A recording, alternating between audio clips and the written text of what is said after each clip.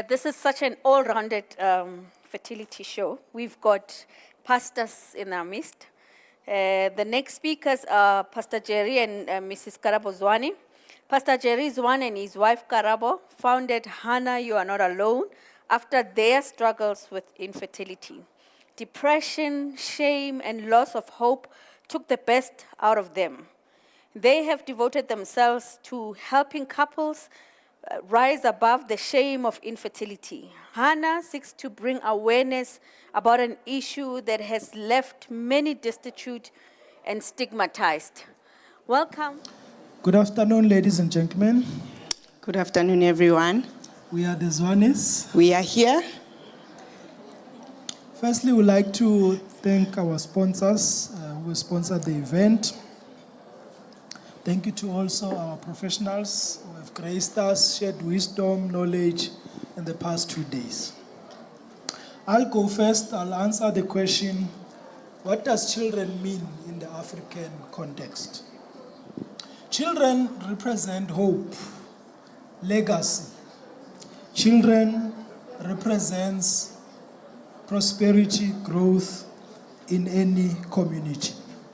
When I was growing up in the village, when elders met me, the first question they will ask, who's your father? So, oh, we know that man, he's got 3 wives. Who's your mother? Children represent that economic or wealth factor. When they grow up, it's free labor to look after your goats and cattle. When they are girls, you get lots of cows, lots of lobola. When they are older, much older, they can even support you and give you a monthly allowance. In some cases, we just need children to belong, to be part of the society, to be acceptable. We don't want this shameful stigma to say, oh, there is a couple which doesn't have children. What do people typically do if they find themselves not able to extend their biological genes or the legacy or the cheap labor that I spoke about? One, they will look for treatment of some sort. Could be herbs, could be a plan here and there, a private cleansing, who knows? If the woman is suspected to be the factor, the man will typically get a second wife or a side chick. If a male was suspected to be the factor, they will get the relative to assist. They will send the husband on a long journey. You know what that means. In closing, what should the male then do? My wife will cover the female part. The males out there, let's change the narrative. Let's not hate the people we love, our wives. Let's not get second wife, third wife. Let's get professional help. Let's consult. Let's be part of the journey. In my case, all I needed to do was to take vitamins. Number 2, consider lifestyle changes. The professionals, the doctors, they shared a lot about lifestyle choices in the last 2 days. Thirdly, support your woman. Go with her side by side. Defend her against those aggressive go-go's, aunts and cousins who are asking those unnecessary questions. Stand up for her. Fourthly, open that engagement about infertility. Start the conversation. It's usually tough, it's usually difficult, a taboo. How does a Zulu man says, I'm infertile or my wife is infertile?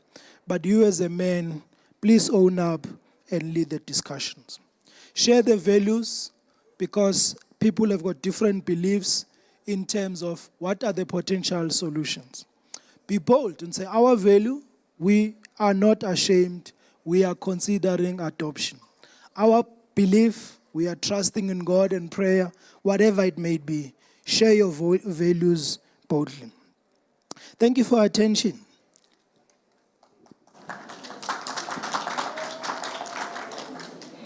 As a couple that experienced the harshness of going through infertility, we have devoted our lives to teaching people about the disease. Childlessness in the African community is a big taboo, seen as a curse among the religious and a result of witchcraft among the traditionalists. When a Makoti or an African bride is welcomed by her in-laws, she is given a name which will be her first child's name. This practice reinforces the purpose of why a man is getting married, in which it is to expand the family. The elders in the family appoint themselves as custodians of the couple's fertility issues, hence the frequent questions which in most turn into insults.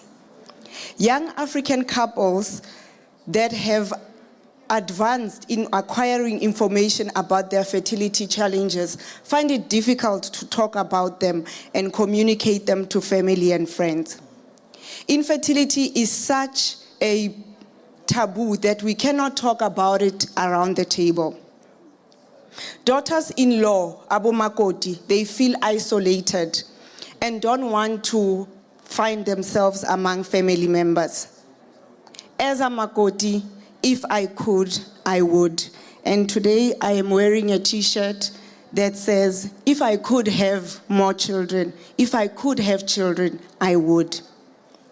These are the problems that African couples who face infertility go through.